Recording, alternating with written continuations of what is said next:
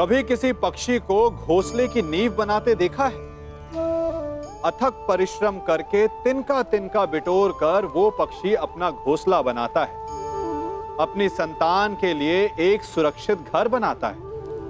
और फिर कहीं से तीव्र आंधी आती है, भारी वर्षा होती है और उसका घोंसला तिनका तिनका करके बिखर जाता है। फिर वो पक्षी क्या करता है? वो रोता नहीं, ना ही विलाप करता है।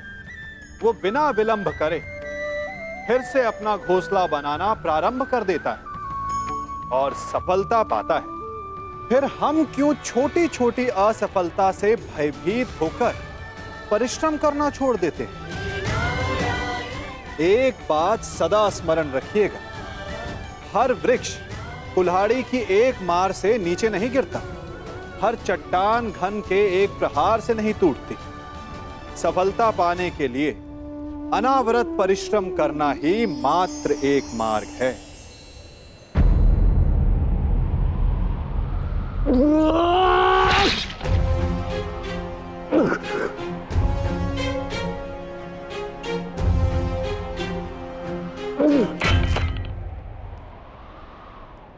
तो क्या ये आपका न्याय है?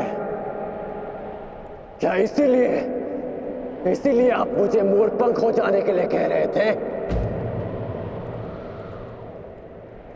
उत्तर दीजिए, उत्तर दीजिए, उत्तर दीजिए, उत्तर दीजिए,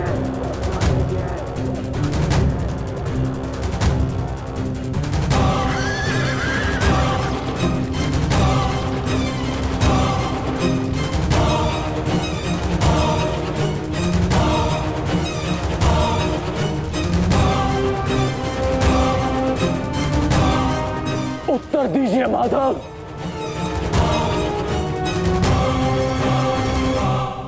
उत्तर बहुत लंबा है कर्ण, और समय बहुत कम।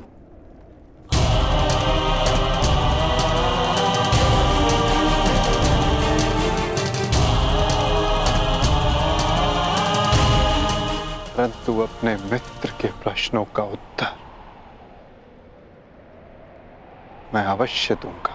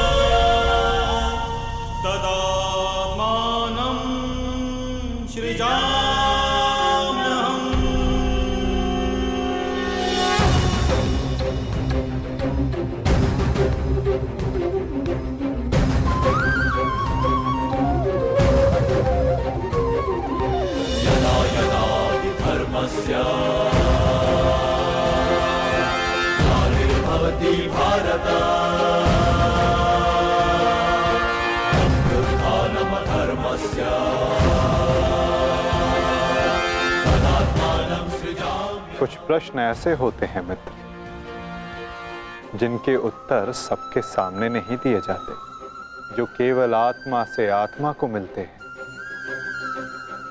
अब समय थम गया है, पूछो, क्या प्रश्न है तुम्हारे मन में?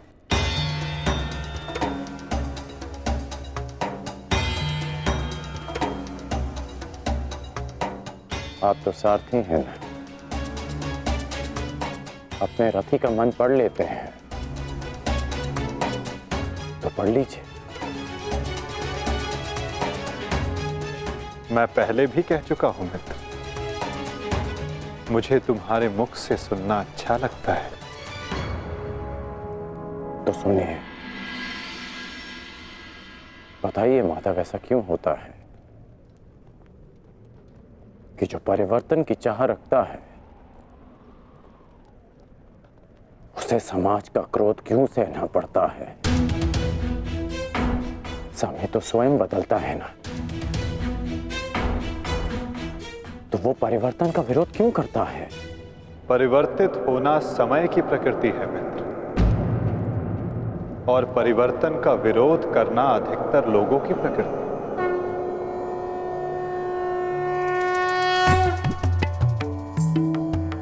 परिवर्तन के कारण मनुष्य को अस्थिर होना पड़ता है, और यही अस्थिरता मनुष्य को पीड़ा देती है मित्र।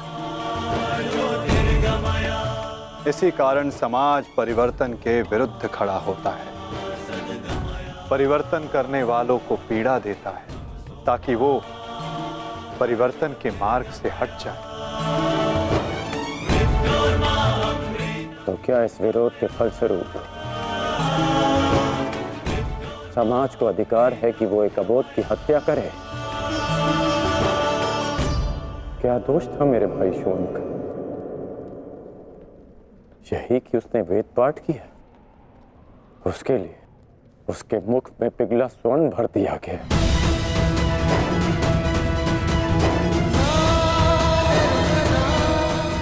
क्या कोई विद्या सीखना दोष है माधव? आप ही कहते हैं ना कि सबकी आत्मा एक है। यदि ऐसा है माधव, तो शरीर को जाति के बंधनों में क्यों बांधा जाता है? क्यों गुरु द्रोण ने मुझे जाति के नाम पर शिक्षा नहीं दी? मैं केवल और केवल राजकुमारों को ही शिक्षा देता हूं। विश्व के इतने घातक अस्त्र होने के पश्चात भी रंगभूमि में क्यों मुझे प्रदर्शन करने से रोका गया? तुम्हें द्वंद्व की अनुमति कदापि नहीं मिल सकती। अर्जुन कुरुवंशी है, अर्जुन क्षत्रिय है, अर्जुन राजकुमार है, और तुम केवल एक सूत पुत्र हो। सूत पुत्र। क्यों हर बार मेरे कौशल को सूत पुत्र कहकर दबा दिया जाता है?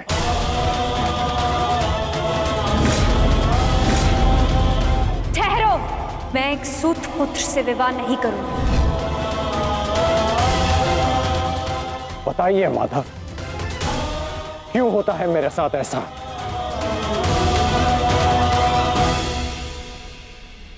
चूंकि तुम विशेष थे कर्ण, चूंकि भाग्य ने तुम्हें परिवर्तन के युद्ध का योद्धा चुना, और जो विशेष होते हैं उनकी परीक्षाएं भी विशेष होती हैं। जो अग्नि बुझाने का प्रयत्न करते हैं उनके हाथ भी जलते हैं मित्र। तपाया स्वर्ण को जाता है ताकि वो कुंदन बन सके, ना कि ताम्र या लौह को।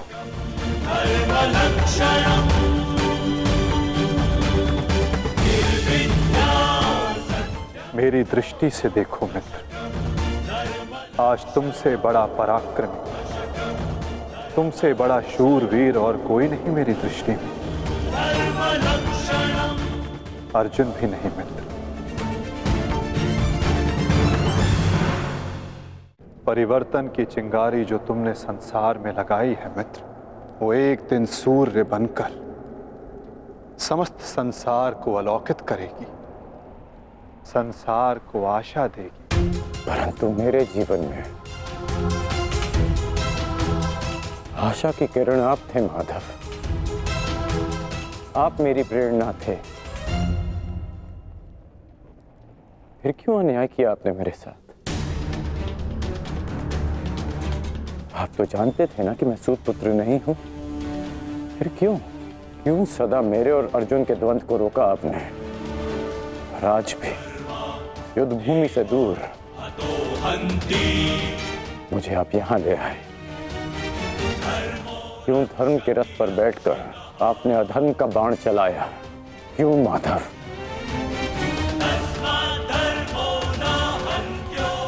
यदि आपको मेरे प्राण चाहिए थे तो सीधे कह देते माधव। मैं प्रसन्नता से अपना शीश काटकर थाली में आपको भेंट कर देता।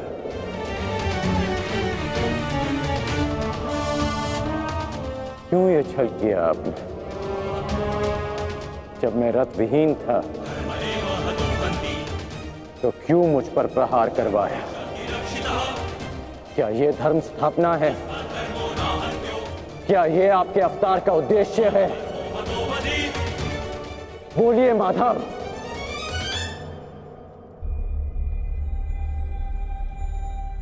आप उत्तर क्यों नहीं दे रहे हैं? अर्जुन से पूर्व मैं आपका रथी था, आप मेरे सारथी थे, और आप ही कहते हैं ना कि सारथी रथी का मन पढ़ लेता है। तो आज क्या हुआ? आपको मेरे प्रश्न पता है, फिर उसके उत्तर क्यों नहीं दे रहे हैं आप? बोलिए।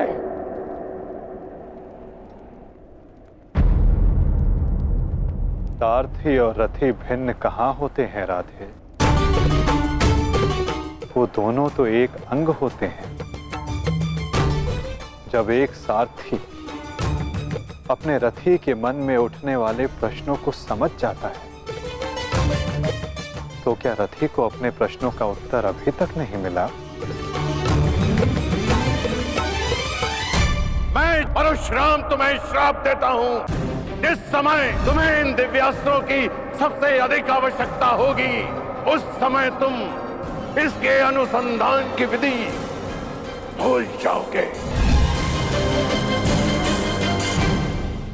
ब्रह्मास्त्र का आवाहन भूलने पर भी तुम्हें भान नहीं हुआ मित्र कि ये सब क्या है और क्यों हुआ?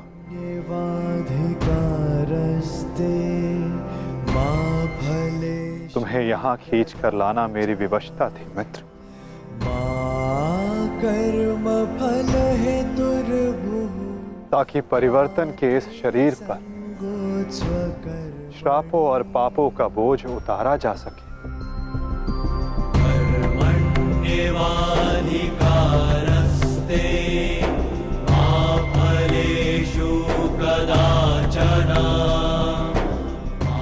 तुम्हारे रथ का चक्का पहली बार नहीं फंसा है कर्ण,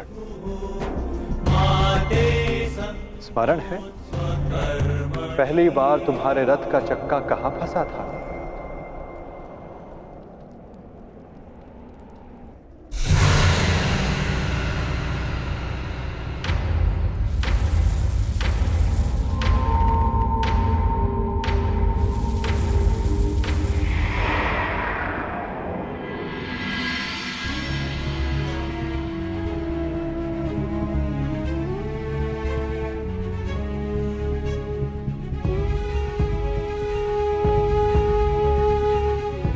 ये स्थान स्मरण है मित्र? स्मरण है कि हम किन परिस्थितियों में पहली बार मिले थे?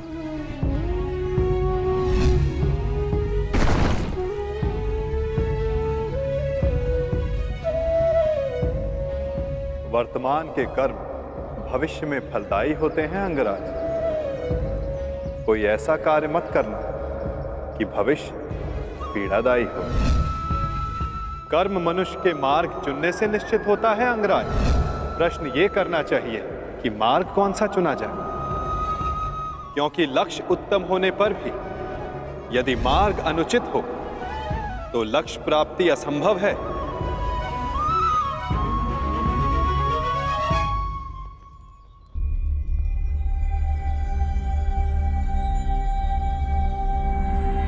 स्मरण है मुझे।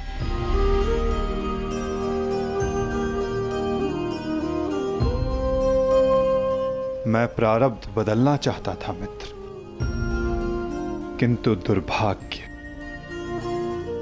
समय प्रबल है। तुम्हारे वचनों के कारण, श्रापों के कारण और पापों के कारण इस वर्तमान स्थिति में आना ही पड़ा कर्ण। वचन और श्राप, इन दोनों का बोझ मैं समझता हूं, परंतु पाप, मैंने कौन सा पाप किया माधव? परिवर्तन की चाह रखना क्या ये पाप है? अपने गुरु के विश्राम को भंग न करना, क्या ये पाप है? अपने मित्र की सहायता करना, जिसने सदैव मुझे सहारा दिया, क्या ये पाप है?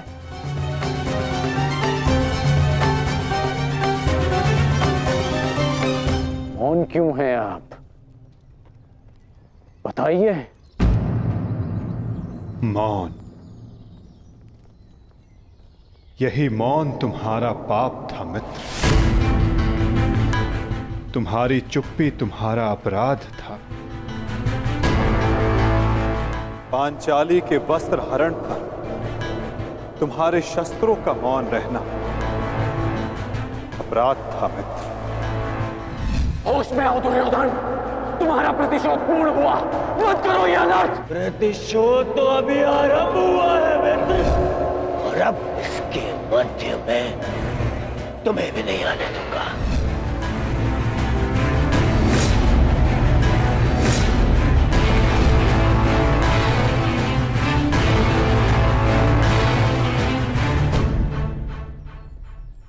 मनुष्यों से भूल होती है, स्वाभाविक है।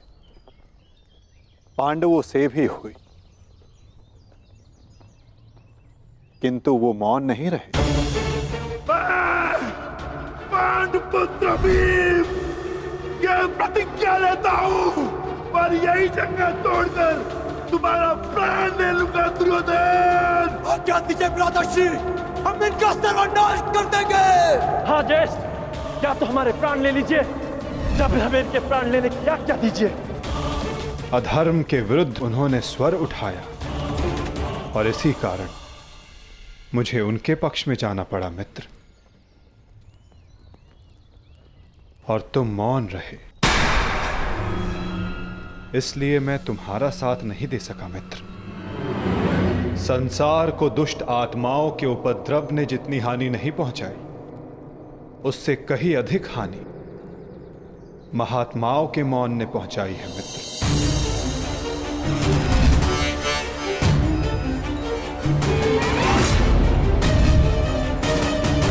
अभिमन्यु के वध पर तुम्हारा मौन पाप था मित्र।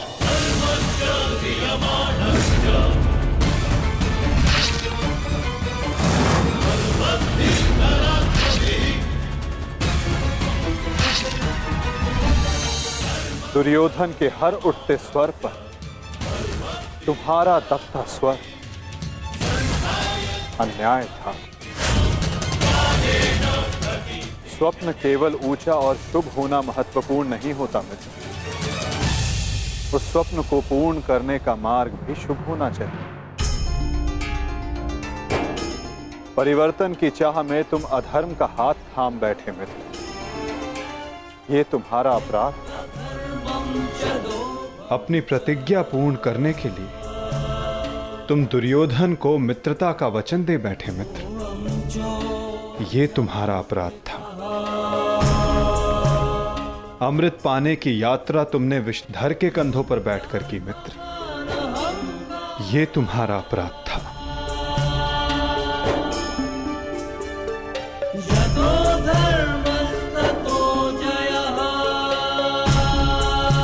समय बहुत कम मनुष्यों को संकेत देता है कि उनका चुना गया मार्ग अनुचित है।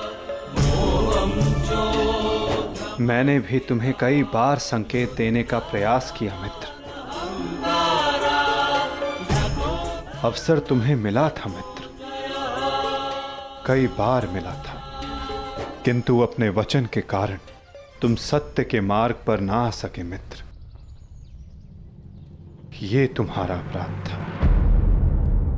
अवश्य तुम थाली में सजाकर मुझे अपना सर दे देते, किंतु उनसे उन पापों का, उन श्रापों का भार कम नहीं होता मित्र, जिनको तुमने अपने कंधों पर लादा हुआ है।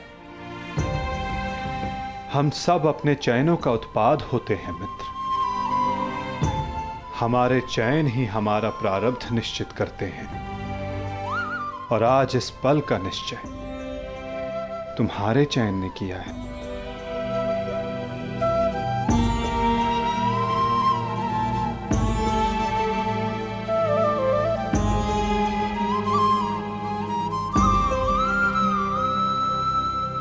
और मुझे देखो मित्र, मित्र के रूप में मैंने तुम्हारा चयन किया। इस कारण इस पीड़ा का भागीदार मैं भी बन रहा हूं। मैं तुम्हें सदा शांति देना चाहता था मित्र। तुम्हें इस जन्म में हर पाप से मुक्त कर देना चाहता था मित्र। इसलिए मैं तुम्हें यहां खींच कर लाया।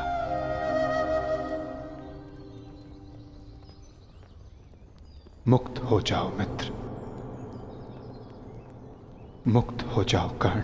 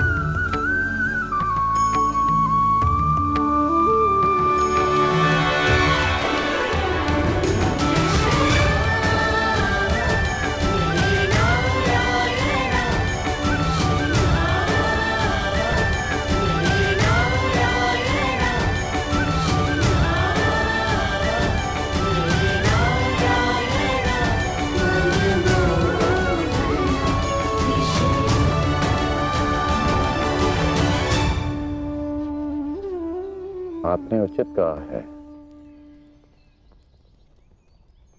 कि हम सब अपने चयन का उत्पाद हैं।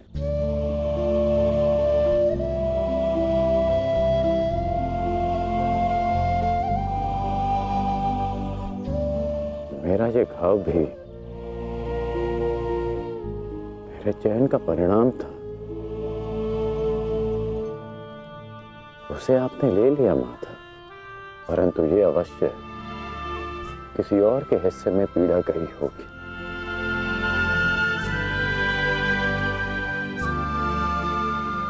ये पीड़ा किसके हिस्से में गई होगी माता? उसे जो नहीं चाहता कि किसी और को पीड़ा सहनी पड़े। पीड़ा को टाला नहीं जा सकता मित्र,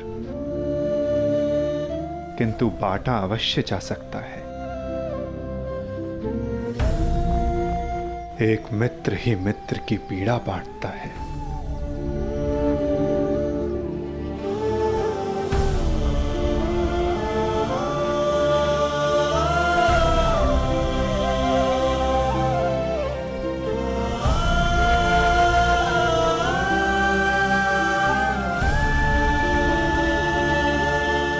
ये क्या किया माधव?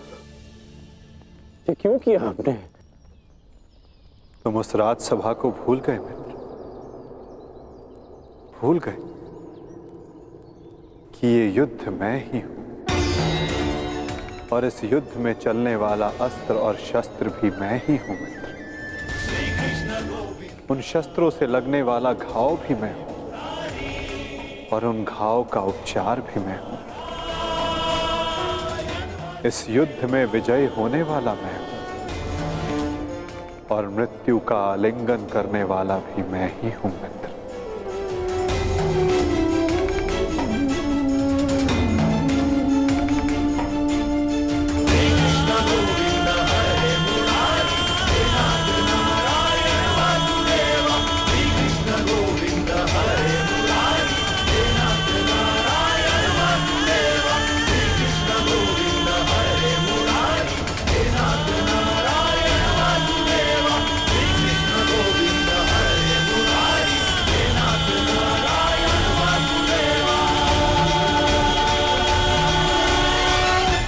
हम दोनों मित्र हैं।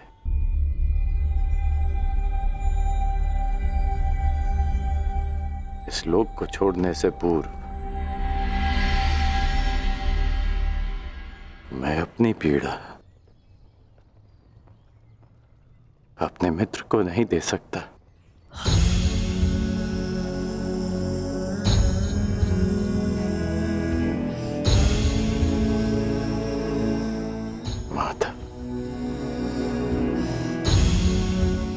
मेरे मेरे जीवन रथ को अंतिम लक्ष्य पर ले चलिए। ले चलिए माता। मैं प्रसन्न हुआ मित्र। एक समय था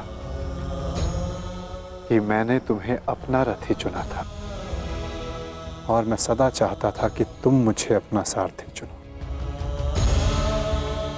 अंतिम क्षणों में ही सही, किंतु आज तुमने मुझे अपना सारथी चुना मित्र।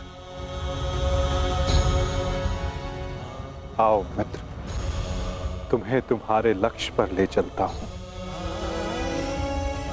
सूर्यास्त होने से पूर्व तुम्हें वहां पहुंचना है और विश्राम करना है मित्र।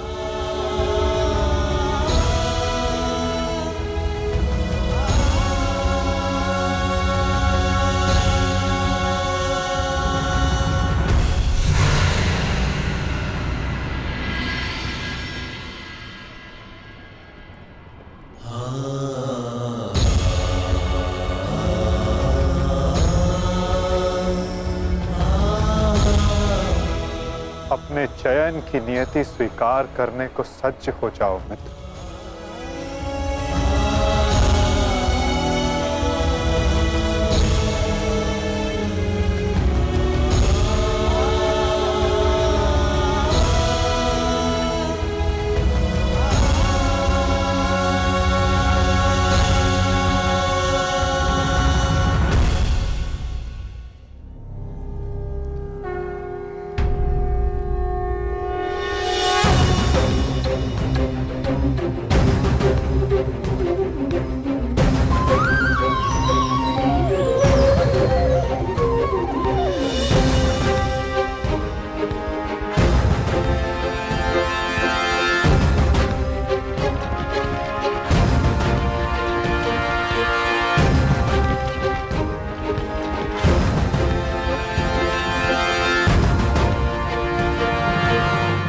मुक्त करो अंगराज को Partha.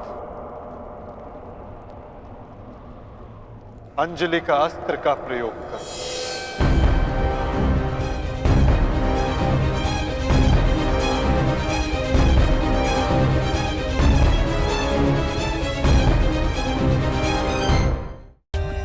For more updates, subscribe to our channel, click the show links and enjoy watching the videos.